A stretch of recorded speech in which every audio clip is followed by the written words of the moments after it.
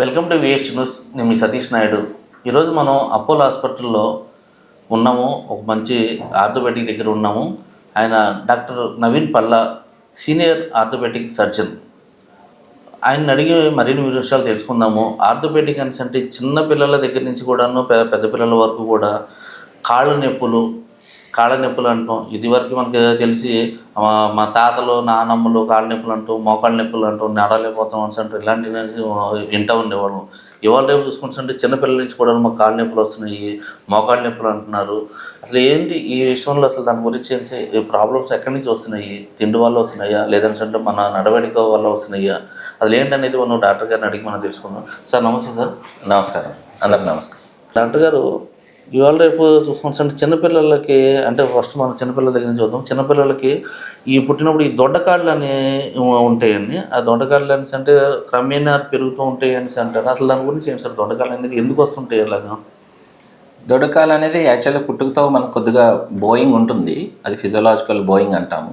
Age పెరుగుతున్న కొద్దీ అది మళ్ళీ నార్మల్ అయ్యి కొద్దిగా ఫిజియోలాజికల్ వ్యాల్గాస్ వచ్చి తర్వాత నార్మల్ అవుతుంది. అంటే బో లెగ్స్ కాస్త మళ్ళీ స్ట్రైట్ అయ్యి కొద్దిగా బయటకు వెళ్ళి మళ్ళీ నార్మల్ స్ట్రైట్ లెగ్స్ అవుతుంది. ట్రీట్మెంట్ ఏం అవసరం లేదు? దానికి ఏం ట్రీట్మెంట్ అవసరం లేదండి. కొంతమంది పేరెంట్స్ కొద్దిగా ఎక్కువ కన్సర్న్ అయ్యి వచ్చి చూపించుకుంటూ ఉంటారు, కానీ most of the time treatment ఏమీ అవసరం లేదు.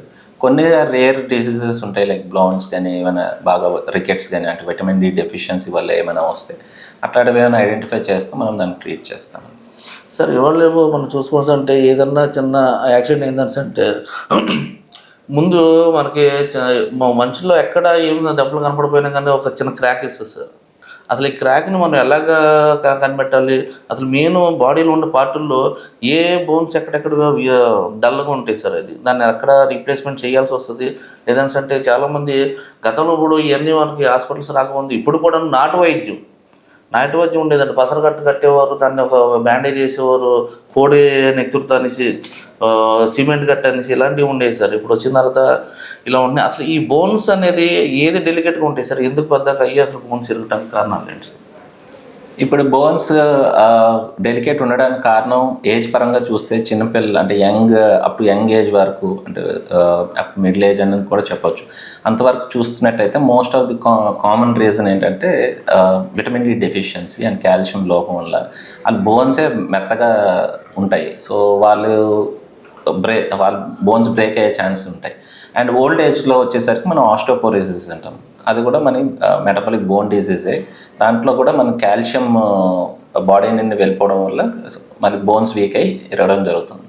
యంగ్ పీపుల్లో బోన్స్ వీక్గా ఉండడానికి కారణం, ఇప్పుడున్న ప్రస్తుతం ఉన్న కారణాలు ఏంటంటే కాల్షియం, వైటమిన్ డి లోపం అండ్ ప్రాపర్ ఎక్సర్సైజ్ లేకపోవడం వల్ల. ఇప్పుడు చూసినట్టయితే చిన్నపిల్లలు కూడా కొంతమంది స్కూల్ గోయింగ్, వాళ్ళ బ్యాగులు చూస్తే చాలా హెవీగా ఉంటాయి. వాళ్ళు అది ఒక విధంగా బ్యాక్ మీద స్ట్రెయిన్ పడుతుంది. చాలామంది నడుము నొప్పితో కూడా నేను ఇప్పుడు ఓపీలో చూస్తూ ఉంటాను తరచుగా.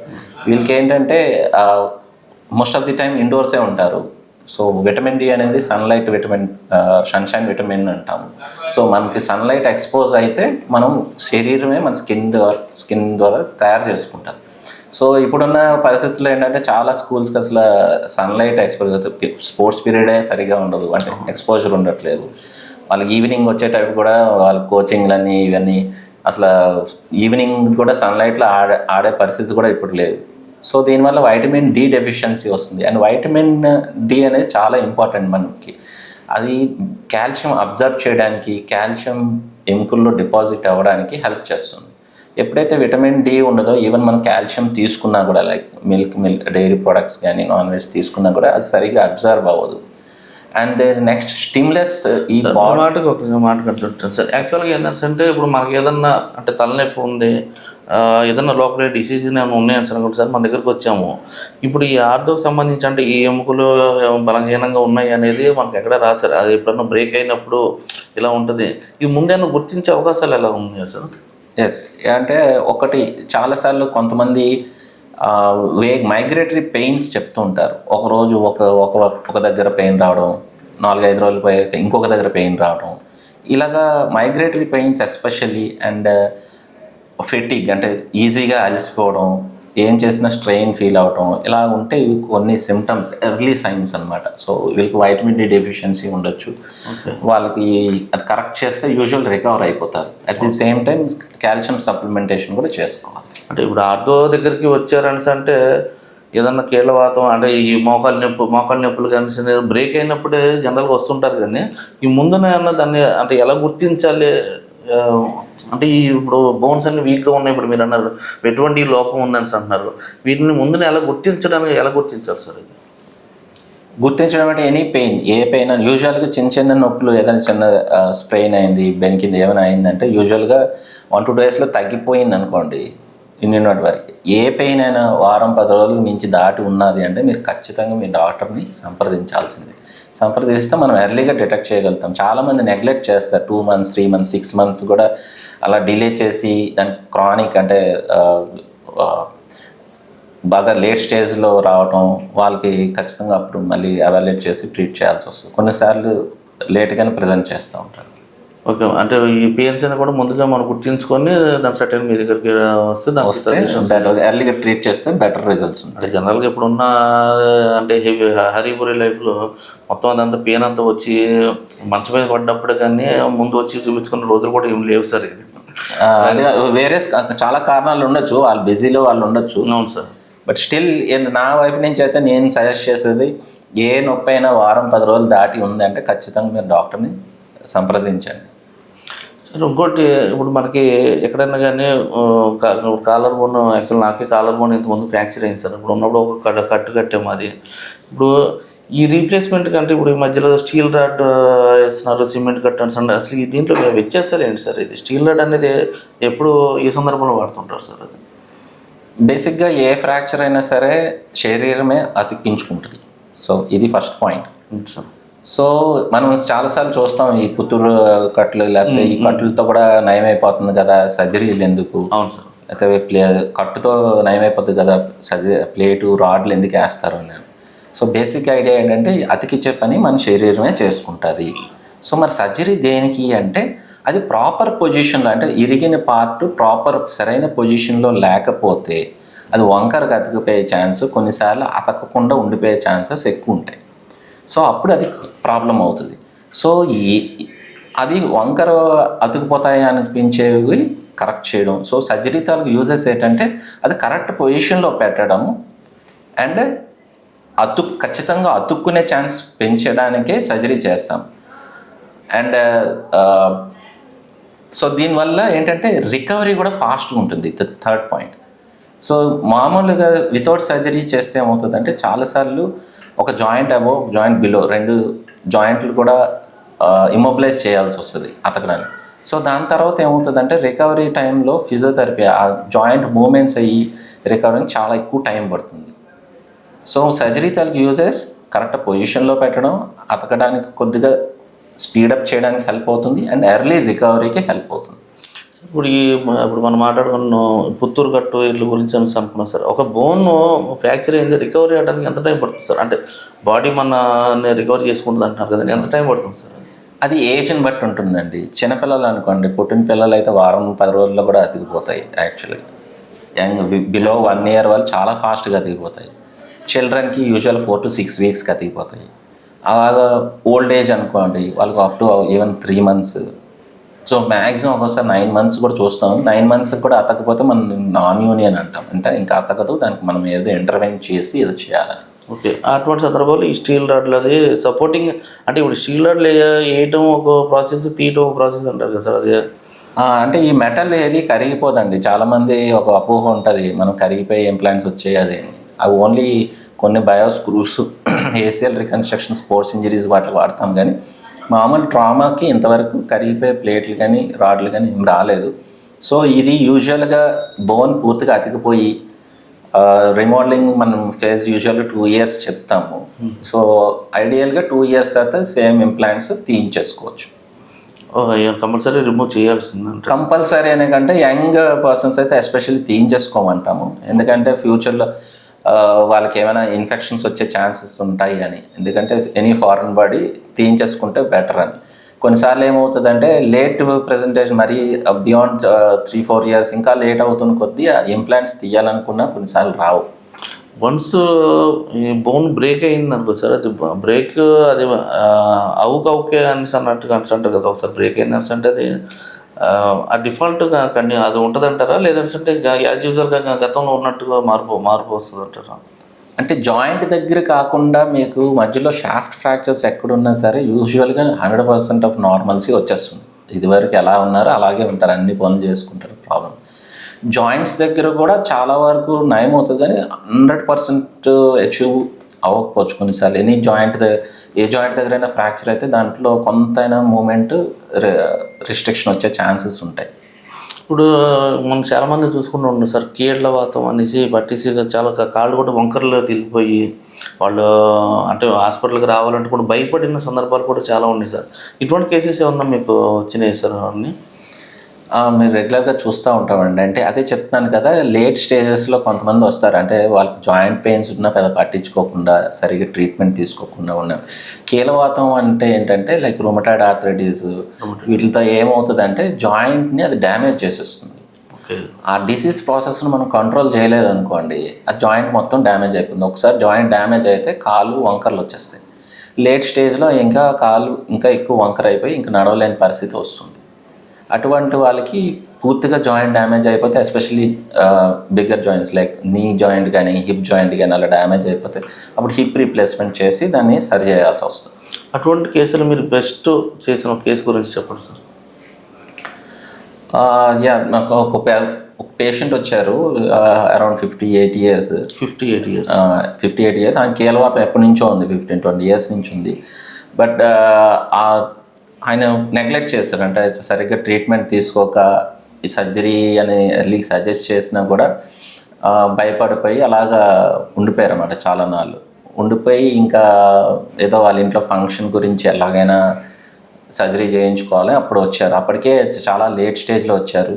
కాలు ఒకదాని మీద ఒకటి జాయింట్ మొత్తం సబ్లక్సేట్ అయిపోయి ఉంది, అంటే thigh bone leg bone separate లాగా అయిపోయినాయి అన్నమాట. సో ఆల్మోస్ట్ నడవలేని పరిస్థితి. అటువంటి స్టేజ్లో కూడా మనం నీ రీప్లేస్మెంట్ చేసి ఆయన్ని చక్కగా నడిపించి పంపించాం. హాస్పిటల్ ఉండగానే నడిపించగలుగుతాం, అండ్ రికవరీ కూడా ఫాస్ట్గానే ఉంటుంది. సో ఎంతకాలం పడుతుంది sir?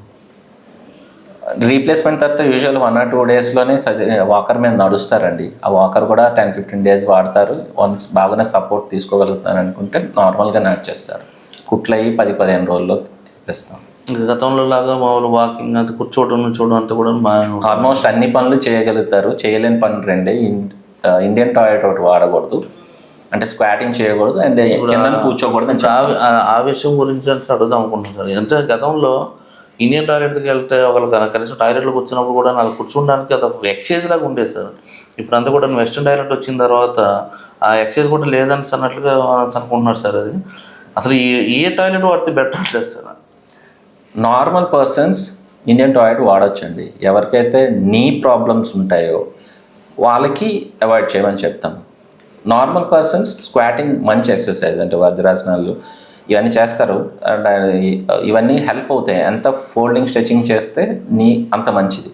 Normal people can do all type of activities, చేస్తేనే అవి ఇంకా బెటర్గా ఉంటాయి. ఎవరికైతే ప్రాబ్లమ్ స్టార్ట్ అవుతుందో ఆ ప్రాబ్లమ్ బట్టి మీకు కొన్ని యాక్టివిటీస్ రిస్ట్రిక్షన్ ఉంటుంది.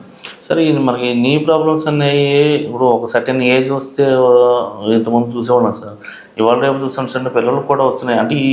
అంటే మధ్యలో లోపల గుజ్జేది అంటారు దాన్ని అది ఏమంటారు అసలు? దాన్ని అంటే మనం మృదులాస్థి అంటాము. ఇది చూసినట్టయితే ఇది నీ జాయింట్, ఈ తెల్లగా ఉన్నది కార్టిలేజ్, మృదులాస్థి అంటాం. అంటే ఈ మృదులాస్థి ఫీచర్స్ క్యారెక్టరిస్టిక్స్ ఏంటంటే, ఈ దంతంలాగా మనకు దంతం ఇరిగిపోయింది అనుకోండి, కొత్త దంతం రాదు. అంటే పళ్ళు కాకుండా కొత్త మామూలు పర్మనెంట్ టీత్ ఒకసారి ఇరిగిపోతే మళ్ళీ కొత్త దంతం రాదు. సేమ్ అలాగే ఈ మృదులాస్థి, ఈ కార్టిలేజ్ ఏదైతే ఉందో అది ఏమైనా డ్యామేజ్ పోయింది అనుకోండి పూర్తిగా, అది మళ్ళీ కొత్త కార్టిలేజ్ మనం క్రియేట్ చేయడం కొద్ది కష్టం. అంటే కార్టిలేజ్ లాంటి టిష్యూ క్రియేట్ చేయొచ్చు విత్ కొన్ని జాయింట్ ప్రిజర్వేషన్ టెక్నిక్స్ ఉన్నాయి, కానీ ఒరిజినల్ కార్టిలేజ్ మళ్ళీ రాదు. సో ఇది ఒకసారి డ్యామేజ్ అయ్యి పూర్తిగా అరిగిపోయింది అంటే ఇంకా యూజువల్గా పూర్తిగా డ్యామేజ్ అయిపోతే రీప్లేస్మెంట్ చేయాలి. అదే చిన్న ఏరియా ఫోకల్ ఏరియాలో ఏమైనా డ్యామేజ్ అయిందంటే దాన్ని కొంత ప్రిజర్వ్ చేయడానికి ఫైబ్రో కార్టిలేజ్ ఫామ్ అవ్వడానికి చిన్న మైక్రో ఫ్రాక్చర్ లాగా డెబ్రిడ్మెంట్ ఇవన్నీ చేస్తాము.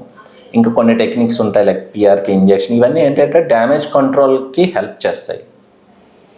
ఇప్పుడు అదే సార్ మేము అదే క్వశ్చన్ అడుగుతున్నాం సార్. దాంట్లో అంటే ఇప్పుడు దాదాపులో గుడ్ జరిగిపోయింది, దాంట్లో కొంచెం ఒకళ్ళేమో అంటే చాలామంది ఒక్కొక్క సజెషన్ చెప్తుంటారు సార్. రీప్లేస్మెంట్ చేయాలని ఒకళ్ళు అంటారు, లేదంటే సార్ దాంట్లో మీకు గుడ్ జరిగిపోయిందంటే దానికి కొంచెం మీరు ఇంజెక్షన్స్ వాడితే బాగుంటుందని సార్ అంటారు. అసలు దానికి పర్మనెంట్ సొల్యూషన్ అంటే ఏముంటుంది సార్ దానికి? అంటే ఒకటి అర్థం తిండి వల్ల ఏమైనా ఉంటుంది అసలు? ఎస్, ఫుడ్ వల్ల కూడా ఉంటుంది. ఫుడ్ అంటే చెప్పాను కదా, చిన్నపిల్లల్లో వయసులో ఉన్న వాళ్ళు proper protein, vitamin C, calcium, vitamin D ఉండేలా చూసుకోవాలి. ప్లస్ ఎక్సర్సైజ్ ఉండాలి. వీళ్ళు ఇవన్నీ పాటిస్తే వాళ్ళు హెల్తీగా గ్రో అవుతారు. అదే హెల్త్ మెయింటైన్ అవుతుంది ఫ్యూచర్లో. అండ్ అదే ఈ డైట్ అనేది కంటిన్యూ చేయాలి. ఎవరికైతే అంటే ఇది ఆఫ్టర్ 40-50 ఇయర్స్ తర్వాత ఏమవుతుంది అంటే ఇది డీజనరేటివ్ ఆర్థరైటిస్, అంటే ఏజ్ వల్ల డీజనరేషన్ అయ్యి అరుగుదల అనమాట. ఏజ్ వల్ల వచ్చే అరుగుదల వల్ల వచ్చే ఆర్థరైటిస్ డీజనరేటివ్ ఆర్థరైటిస్ అంటారు.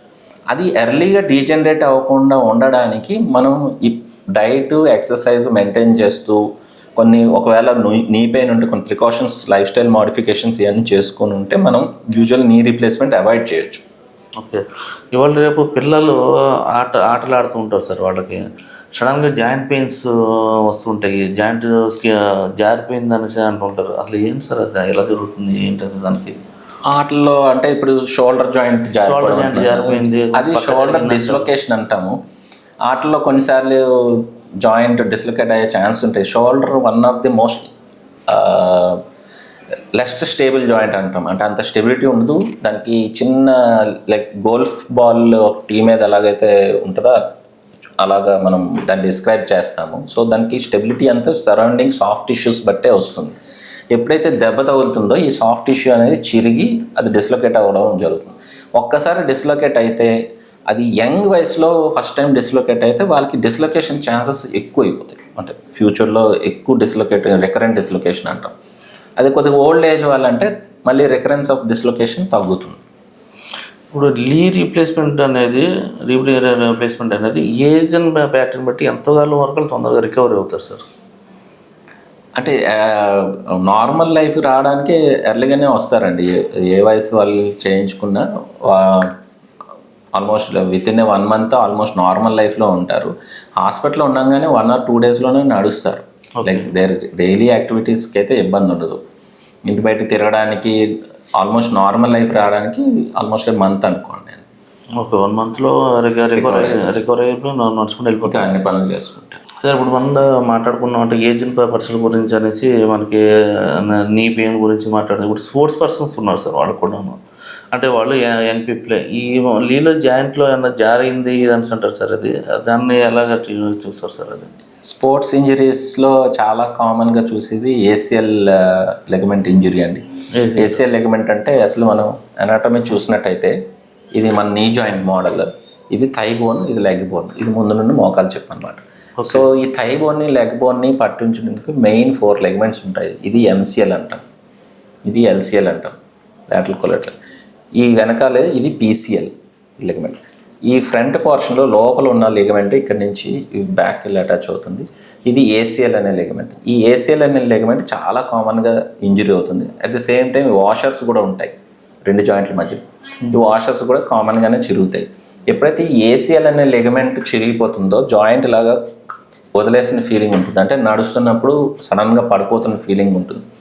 సో అలాంటి ఏసిఎల్ లెగమెంట్ కానీ వేరే ఏ లెగమెంట్ చిరిగినా యూజువల్గా సర్జరీ చేస్తాం.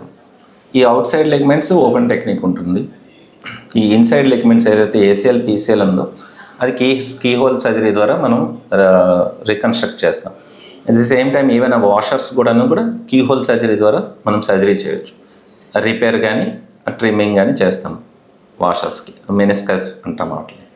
ఇది రీప్లేస్మెంట్ చేయకుండానే దాన్ని అలాగా మొత్తం అటు ఇటు సపోర్టింగ్ చేసి దాన్ని అలాగే చేస్తారు సార్. అంటే రీప్లేస్మెంట్ అంటే వాళ్ళకి రీప్లేస్మెంట్ అవసరం లేదు. రీప్లేస్మెంట్ అనేది ఎప్పుడు అవసరం అంటే ఓన్లీ గుజ్జు డ్యామేజ్ అయినప్పుడే. పూర్తిగా ఈ గుజ్జు ఎవరికైతే పూర్తిగా డ్యామేజ్ అయిపోతుందో ఇంకా బోన్ టచ్ అయ్యి నొప్పి వచ్చేస్తుంది, ఇంకా నడవలేని పరిస్థితిలో ఉంటారు. ఎవరైతే నడక మారి కుంటి వచ్చి ఇంకా నడవలేని పరిస్థితిలో ఉంటారో కార్టిలేజ్ డ్యామేజ్ వల్ల వాళ్ళకి రీప్లేస్మెంట్ సజెస్ట్ చేస్తాం. ఇప్పుడు బ్యాక్ బోన్ కూడా అరిగి కొంచెం జారిందని అంటారు సార్, వాటికి అసలు అవి ఎలాగో ఉంటాయి సార్? అంటే మనం బ్యాక్ బోన్ అంటే ఏజ్ రిలేటెడ్ వల్ల మామూలుగా ఫేసెస్ జాయింట్ ఆర్థ్రోపతి ఇవన్నీ వస్తాయి, లంబార్ స్పాండిలోసిస్ అంటాము. అవన్నీ యూజువల్గా మెడిసిన్స్ ఫిజియోథెరపీ తోటే ట్రీట్ చేస్తాం. అన్లెస్ రేర్గా ఆ బోన్లో ఏమైనా ఇన్ఫెక్షన్ వచ్చినా, ఇన్స్టెబిలిటీస్ ఏమైనా వచ్చినా, అండ్ నరాలు ఏమైనా నొక్కుకుపోయి ఉంటే తప్ప యూజువల్ సర్జరీస్ అవసరం ఉండదు. అంటే నరాల్లో నొక్కిపోతూ ఉంటే ఎలా ఉంటుంది సార్? అంటే బోన్ ఇప్పుడు స్పైన్కి వస్తే ఎముకలు ఇలా మన వెర్టిబ్రా అంటాం. ఈ బోన్స్, రెండు బోన్స్ మధ్యన డిస్క్స్ ఉంటాయి. ఓకే. ఈ డిస్క్స్ వెనకాలే ఇలాగా నరాలు బయటకు వస్తాయి. స్పైనల్ కార్డ్ వెనకాల, స్పైనల్ కార్డ్, ఈ స్పైనల్ కార్డ్ నుంచి ఈ నర్వ్స్ బయటకు వస్తాయి అన్నమాట. సో ఎప్పుడైతే ఈ డిస్క్ వెనక జరుగుతుందో అండ్ ఈ నరం మీద ఒత్తిడి కలిగిస్తుందో, ఏ నరం అయితే ఎక్కడ సప్లై చేస్తుందో ఆ ఏరియాలో మనకి పెయిన్, నమ్నెస్, లేకపోతే అది సప్లై చేసే మజిల్స్ వీక్ అవడం అది చూస్తాం. సో అట్లాంటి సిమ్టమ్స్ ఎవరికైతే పెయిన్ మెడిసిన్స్తో తగ్గట్లేదు, విత్ 1 month to 1.5 months ట్రీట్మెంట్తో, ఎవరికైతే నమ్నెస్ అదే పదిగా ఉండిపోతుంది, ఎవరికైతే వీక్నెస్ డెవలప్ అవుతుందో వాళ్ళకి ఖచ్చితంగా సర్జరీస్ అవసరం పడుతుంది. ఇప్పుడు విందా మనం మాట్లాడుకున్నప్పుడు ఇవాళ పిల్లలకి ఒక కేజీలు బ్యాగ్లు వేసి పంపిస్తున్నారు, వాళ్ళకన్నా ఇలాంటి ప్రాబ్లమ్స్ ఉండే అవకాశాలు తొందరగా వచ్చే అవకాశాలు ఉన్నాయి అంటారా? స్పైన్ ప్రాబ్లమ్స్ వాళ్ళకి వచ్చేది తక్కువ, అంటే వాళ్ళకంటే స్ట్రెయిన్ టైప్ ఆఫ్ పెయినే ఉంటుంది వాళ్ళకి. ఓకే. బోన్ టెండర్నెస్ అవి యూజువల్గా రెస్ట్ మెడిసిన్స్ వీటితో అంటే యాక్చువల్గా ఇది మనం అంటే సిట్టింగ్ పొజిషన్ బట్టి కూడా ఇది వస్తాయి అంటారు సార్, ఏమన్నా ఉంటుంది? బేసిక్గా బ్యాక్ పెయిన్స్ ఎక్కువ వచ్చేది రాంగ్ మెథడ్ ఆఫ్, అంటే వెయిట్స్ లిఫ్ట్ చేసేటప్పుడు ప్రాపర్ ప్రికాషన్ తీసుకోకపోవడం వల్ల వస్తుంది. ఎస్పెషల్లీ ఏం వెయిట్స్ ఎత్తినా కూడా నడుము వంచి వెయిట్స్ ఎత్తకూడదు. ఇది యూనివర్సల్ రూల్ ఎవరికైనా సరే. నడుము వంచకూడదు. నడుము ఎప్పుడు స్ట్రైట్గా పెట్టుకొని మోకాల దగ్గర, హిప్ జాయింట్స్ దగ్గర బెండ్ చేసి నడుము స్ట్రైట్గా పెట్టుకొని ఏ వెయిట్ అయినా ఎత్తాలి. అదే ప్రాపర్ టెక్నిక్. ఎవరైతే ముందు కొంగుంటారు, అంటే నీస్ స్ట్రైట్గా పెట్టుకొని హిప్ దగ్గర బెండ్ చేసి నడుము ఉంచి ఎవరైతే వెయిట్ లిఫ్ట్ చేస్తారో వాళ్ళకి high chance of disc prolapse ఉంటుంది. డిస్క్ స్లిప్ డిస్క్ అంటాం. సో అట్లాంటి యాక్టివిటీ అయితే చేయకూడదు. అంటే weight very important precaution. Weight లిఫ్టర్సే కాదు, ఇంట్లో మనం బింది ఎత్తిన కనీసం ఏదన్నా మనం వెయిట్ లిఫ్టింగ్ చేసినప్పుడు కూడా చాలా ప్రికాషన్స్ తీసుకోవాలని సార్ చెప్తూ ఉంటున్నారు. నడుము స్ట్రైట్గా పెట్టుకోవాలి. నడుము స్ట్రైట్గా పెట్టుకొని ఇప్పుడు ఆయన సార్ చెప్పినట్టు చేయాలంటే మనం ఇష్టం వచ్చినట్టు పక్కన ఉంది కదా చాలా తీసుకోవాల్సినట్టు ఏ పడతాయి పట్టేస్తూ ఉంటాయి, మళ్ళీ డాక్టర్ గారి దగ్గరికి రావాల్సి ఉంటుంది. అది అదండి, డాక్టర్ గారు మనకు మంచి మంచి సజెషన్స్ ఇచ్చారు.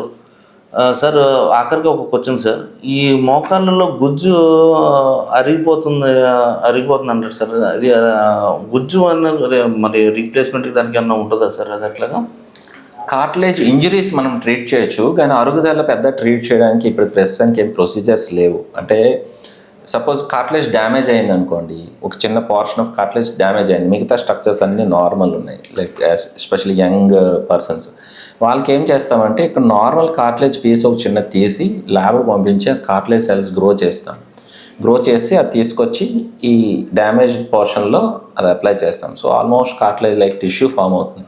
దీన్నే ఆటోలాగస్ కాంట్రాసైట్ ఇంప్లాంటేషన్ టెక్నిక్ అంటారు. ఇది జాయింట్ ప్రిజర్వేషన్ కింద వస్తుంది. యాక్చువల్గా నాటు వైద్యం ఆడేవాళ్ళు ఏదో అవి వాడితే తగ్గుతుంది, కొంచెం పసరు వస్తుంది, దాంట్లో గుజ్జు పెరుగుతుంది ఏమని అంటారు, అది ఎంతవరకు నిజం? అది పూర్తిగా అపోహండి. ఎంతవరకు కార్టిలేజ్ అనేది మనం క్రియేట్ చేసే టెక్నిక్ అయితే లేదు, మందుల ద్వారా ఎస్పెషల్లీ. అదేంటి డాక్టర్ గారు మనకి మంచి మంచి సజెషన్స్ ఇచ్చారు. మీరు మీరు కూర్చున్న విధానం, మీరు నుంచున్న విధానం, మీరు ఏదైనా వెయిట్ లిఫ్ట్ చేయాలని చాలా కేర్ తీసుకోవాలి. ఫస్ట్ ఆఫ్ ఆల్ సార్ చెప్పింది ఏంటంటే మనకి ఎక్కడైనా కానీ బాడీలో అలాంటి పెయిన్ వస్తుందని అంటే ఫస్ట్ ఆఫ్ ఆల్ మీరు వెళ్ళి 1 day 1 or 2 days చూడండి. ఒకళ్ళు తగ్గిందని అంటే ఓకే, అంతేగాని ఇష్టం వచ్చినట్టు మీరు ఇష్టం వచ్చినట్టు మందులు వాడి హాస్పిటల్కి వెళ్ళకుండా డాక్టర్ని కంపల్సరీ కన్సల్ట్ చేయాలి. లేదు అని అంటే ఏదో మెడికల్ షాప్కి వెళ్ళి ఒక ట్యాబ్లెట్ వేసుకుంటాం, 2 రోజులు తగ్గుతుంది, మళ్ళీ 3వ రోజు అదే పెయిన్ వస్తుంది. రిపీట్గా ఎందుకు పెయిన్ వస్తుంది అనేది కంపల్సరీ డాక్టర్ని చేసుకోవాలి. ఆ విధంగా మరి రోగాలను మరి పెంచుకోకండి. ఫస్ట్ ఆఫ్ ఆల్ మీరు అక్కడికి వచ్చి ఆ మెడికల్ దాంట్లో పెట్టే బదులు కన్సల్ట్ చేసుకుంటే అంటే మీకు మీ ఆరోగ్యాన్ని మీరు మీ చేతిలో ఉంటుంది. కాపాడుకోండి అని చెప్తా ఉన్నారు. Thank you sir, thank you very much sir, మంచి సజెషన్స్ ఇచ్చారు సార్. Thank you.